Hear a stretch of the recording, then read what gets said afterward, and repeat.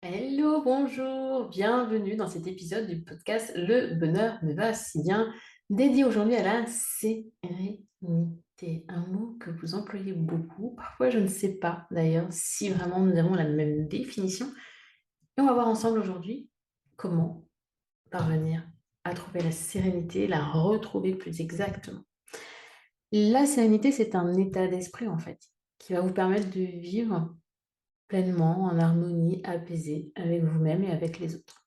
Aujourd'hui, en tant que coach de vie, expérimenté et certifié, je suis là pour vous donner mes clés pour cultiver votre paix intérieure. J'active le mode coach spécifiquement, vous allez avoir beaucoup de questions aujourd'hui. Donc si vous m'écoutez en voiture, pensez qu'il y a la retranscription de cet épisode. Non, il n'y a pas de retranscription. Hop, hop, hop. Non, il n'y a pas de retranscription des épisodes mode coach, donc vous me réécouterez plusieurs fois. Les autres épisodes, ceux qui sont intercalés entre les modes coach, sont bien, eux, retranscrits sur le site macohérence.com. Mais là, j'ai failli dire une boulette. Vous l'avez compris, c'est freestyle quand j'active le mode coach. Je suis là vraiment pour vous questionner comme je le ferais en séance de coaching. Okay. Donc, la sérénité. Qu'est-ce que la sérénité pour vous? Déjà, avant même de commencer quoi, c'est quoi pour vous? Quelle est votre définition? Quelles sont vos aspirations? C'est quoi la référence pour vous? Ça signifie quoi être sereine? C'est quoi votre vision d'une vie sereine? Comment aimeriez-vous vous sentir au quotidien pour être sereine?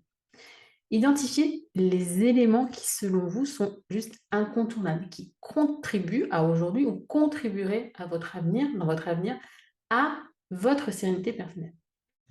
C'est le point de départ, indispensable. Quand je suis en coaching, quand on échange, je vais souvent demander qu'est-ce que tu entends par là? Ça veut dire quoi pour toi ça? Que je sois sûre en fait de comprendre, puisqu'on a toutes et toutes des définitions, des appréhensions, des visions différentes parfois du même mot. Hyper important, quelle est votre définition? Qu'est-ce que vous cachez derrière le mot sérénité? Deuxième point, donc, de ce mode coach, l'épisode 10 pour retrouver la sérénité, c'est prenez un moment. Donc, si vous m'écoutez cet été, au moment de la sortie du podcast, faites-le cet été, ce serait bien. Si vous m'écoutez un peu plus tard, prenez le temps d'évaluer les domaines de votre vie qui vous semblent à aujourd'hui déséquilibrés ou source de stress. Ça peut être la même chose de toute façon. Professionnel, santé, amour, vie sociale, je sais pas moi, le professionnel, je vous l'ai déjà dit, qu'est-ce qu'il peut y avoir d'autre? Le spirituel, l'associatif, plein de choses. Quel domaine de votre vie vous cause aujourd'hui le plus de stress ou une sensation d'inconfort, de déséquilibre? Quels sont les aspects de votre vie qui nécessitent pour vous et selon vous à aujourd'hui une attention particulière? Qu'est-ce qui fait que vous vous sentiriez plus sereine? Alors, vous pouvez vous aider pour effectuer ce bilan de la roue de l'équilibre de vie dont je vous parle dans l'épisode 3.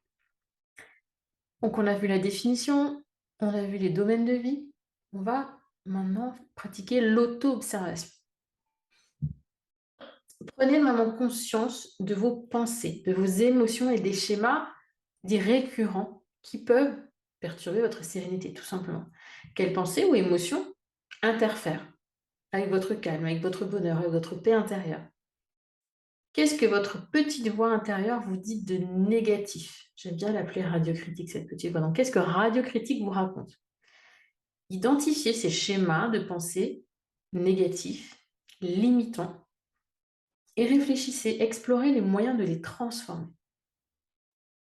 C'est une base en fait. Déjà, hop, capter ces pensées, capter ces émotions, ce qu'elles ont de désagréable, voire de négatif, et en faire des forces.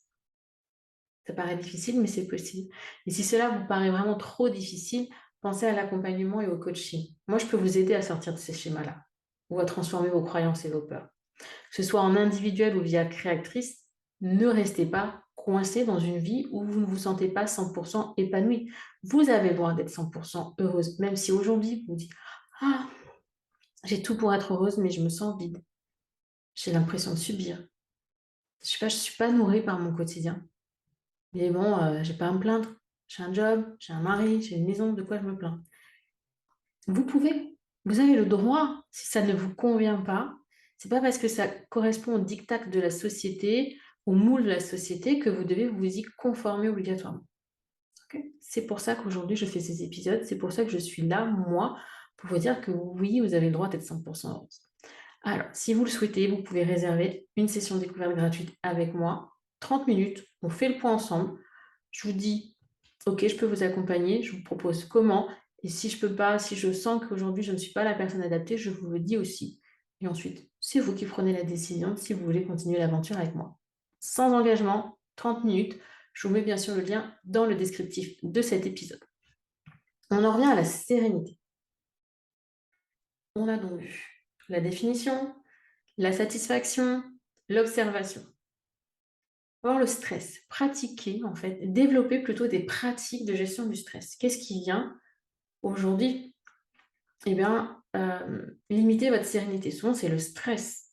On va explorer, vous allez explorer plutôt différentes techniques de gestion du stress telles que la respiration consciente, la méditation, l'exercice physique, la cohérence cardiaque, le yoga, etc. Quelle pratique, vous qui m'écoutez aujourd'hui, pourrait vous aider à retrouver un peu de sérénité ou une sérénité complète? Vous avez 10 exemples d'exercices dans l'épisode 14 si vous souhaitez vous pencher sur la question. Mais vous pouvez aussi de vous-même identifier les pratiques qui vous apaisent et intégrer-les à votre quotidien, 5-10 minutes par jour. Et ayez même, j'ai envie de dire, une boîte à outils, une trousse de secours pour les cas d'urgence, de stress intense pour faire diminuer la pression plus rapidement et ne pas rester trop longtemps dans cette sensation qui est quand même hyper désagréable. Ok. 5e point et dernier point, on va comment dire, prenez soin en fait de vos besoins émotionnels en mettant en place des pratiques, activités, loisirs qui vont favoriser l'équilibre et l'épanouissement de vos émotions positives. Qu'est-ce qui dans votre vie, votre quotidien vous procure de la joie, des émotions positives, les 10 super pouvoirs de la psychologie positive? Quelles sont les actions qui nourrissent l'amour, la fierté, l'inspiration, la gratitude, toutes ces belles émotions qu'on adore ressentir? L'objectif est là de mettre l'accent sur la prise en compte de vos besoins émotionnels. On a besoin de positif pour cultiver un état, une sérénité intérieure. Donc, prenez le temps, autorisez-vous à explorer différentes pratiques et trouvez celles qui aujourd'hui résonnent le plus en vous. Demain, vous aurez le droit de changer, de chercher autre chose. Et ça vous permettra vraiment de vous autoriser à avoir ces moments de pratique, ces moments d'activité qui vous nourrissent et vous font du bien. Ça vous aidera à avoir une vie plus harmonieuse et plus épanouissante. Si je récapitule, la sérénité, c'est qu'est-ce que c'est selon vous? Point indispensable. À aujourd'hui, où est-ce que vous en êtes par rapport à cette sérénité dans les différents domaines de votre vie? Quels sont ceux qui vous stressent le plus? Quels sont ceux sur lesquels vous sentez le plus en déséquilibre? 3e point, on va étudier, observer ses pensées, ses émotions, pour essayer de trouver et de voir quels sont les schémas qui se répètent, quelles sont les phrases que Radio Critique nous répète en boucle, pour essayer de renverser ces phrases, de les flexibiliser, voire même d'en faire des forces. 4e, le stress. On va essayer juste d'amoindrir le stress. Le stress, c'est quand même pas hyper... C'est pas méchant, c'est pas négatif, c'est naturel, tant que ce n'est pas trop excessif. C'est comme beaucoup de choses en fait. Il y a un juste milieu à trouver.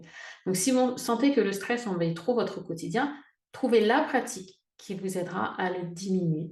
Et en 5e, plus que de diminuer le stress, je vous invite à trouver des pratiques, des activités qui vont vous procurer des émotions positives. Et l'émotion positive, c'est pour moi la source et la racine de la sérénité. Imaginez-vous quand vous êtes dans cet état-là de flow intense, pur, où vous faites quelque chose et vous vous sentez juste bien, apaisé, serein.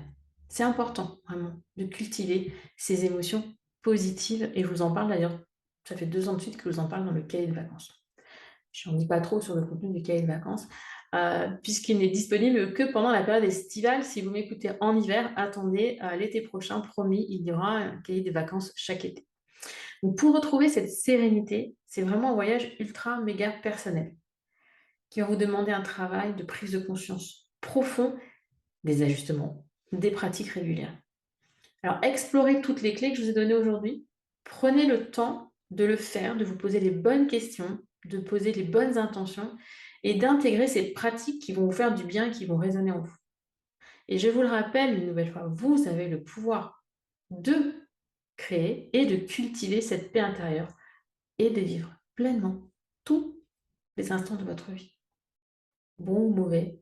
Ce qui change, c'est la manière dont on les prend, la manière dont on les vit.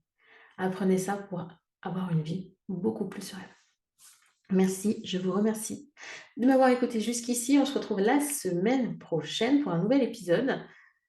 Normal, il ne sera pas en mode coach, celui-ci devrait donc y avoir moins de questions, vous devriez avoir moins de travail, mais beaucoup d'écoute, une écoute active. Même quand vous écoutez des épisodes de podcast où je ne vous pose pas de questions, j'espère honnêtement que vous prenez des notes, que vous implémentez certaines choses dans votre quotidien, que ça vous fait quand même prendre conscience de certaines choses et qu'il y a des petites graines qui finissent par germer à un moment ou à un autre. Et n'hésitez pas à venir me partager sur Instagram, le compte ma_cohérence, justement vos prises de conscience et ce que vous apporte ce podcast. En attendant de vous retrouver sur Instagram ou dans le prochain épisode, je vous souhaite une belle journée. Je vous invite à prendre réellement soin de vous. Vous êtes la personne la plus importante de votre vie. Bye bye.